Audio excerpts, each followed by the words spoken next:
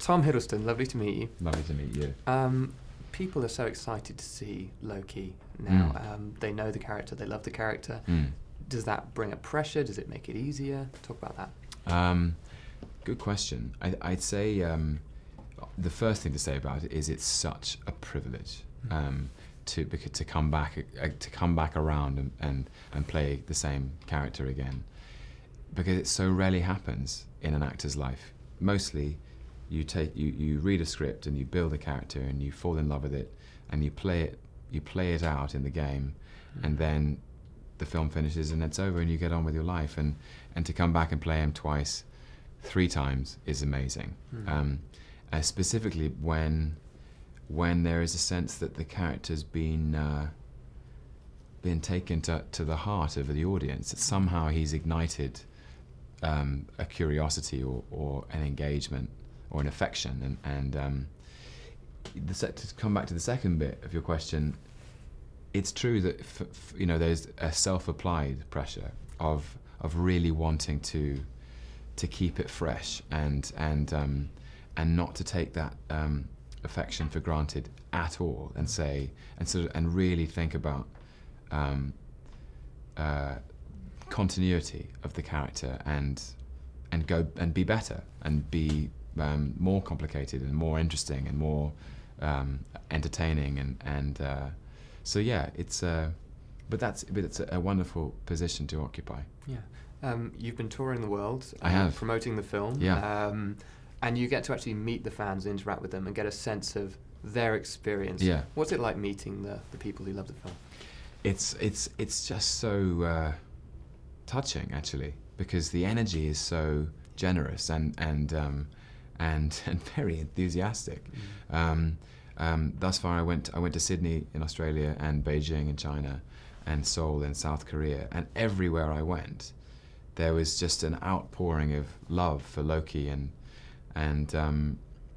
it's very, very gratifying, because as an actor, you can't call yourself an actor without an audience, and there they are. I'm a British actor. I'm from London. I was born here. I trained here. I started in my very first job was in a theatre above a pub in Clapham, and one man and his dog came to see it, and now I can go to Beijing and find people who connect with my work, and it's an amazing honour. Fantastic. Yeah. Just talk about the progress of the character between the first film, then the Avengers, and then this. We're going to see some different elements of him here, aren't we? Yeah. I'd say Kenneth Branagh and I created a Loki who was a fallen prince.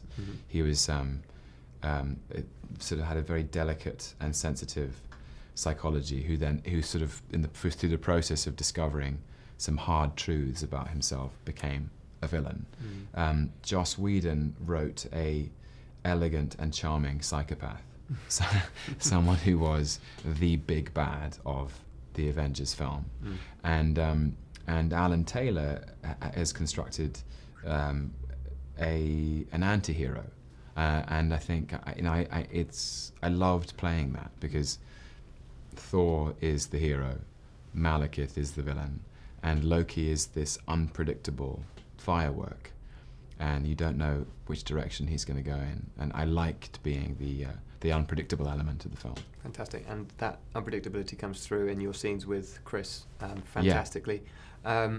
The two of you have this dynamic that is a huge part of why people come to see these films, I think. Do you slip back into it easily? Yeah. He's he's one of my best friends and one of the greatest scene partners I've ever worked with. I think I don't know where it's one of those. It's very hard to put my finger on why or how.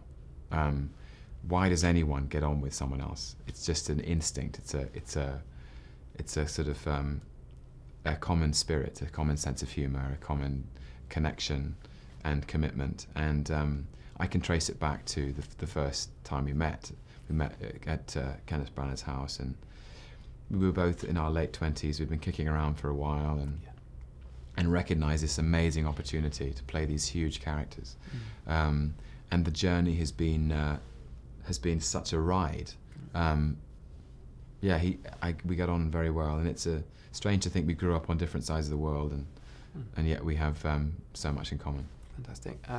Just talk about the environment Alan Taylor put you in for this film, because it's extraordinarily grand and there's a lot of CG, but then it feels very real and tangible, particularly the scenes that are on alien planets in the Nine Realms. Yeah. I think, it's important when you're telling a big, epic story that is sort of, is part mythology, part space opera, part superhero movie. Yeah. It's really important to ground it. Like otherwise the film kind of runs away from itself. And the things that have really rooted the story, I think, are really simple family dynamics: brother and brother, father and son, mother and son, star-crossed lovers, and a healthy sprinkling of light relief and a sense of humour. So I think Alan worked really hard on that, and also making sure that there were big practical sets that we could work with and exterior locations. That we went to Iceland for 2 weeks, which was incredible to shoot there, and also the home of these characters. You can walk down the street in Reykjavik and people are still called Thor. Fantastic. Obviously, when you're making these scenes, you don't really have an idea of how it's going to look. Yeah. Although you've got a lot of experience with these kind of films. Just talk about your reaction to the movie when you first kind of put the 3D glasses on and sat down and let it jump out the screen at you. It's thrilling, because when you're on set, you're surrounded by a cyclorama of green screen, and you're not traveling through space, and the explosions are non-existent, and the spaceships don't fly, and so everything in your performance it has to be kind of cooked up by your imagination, and you do your best, because the camera's rolling and they need a response, like a spontaneous response to something that's happening externally, and yet you have nothing. It's almost like being a child again and playing cowboys and Indians in your garden. Yeah.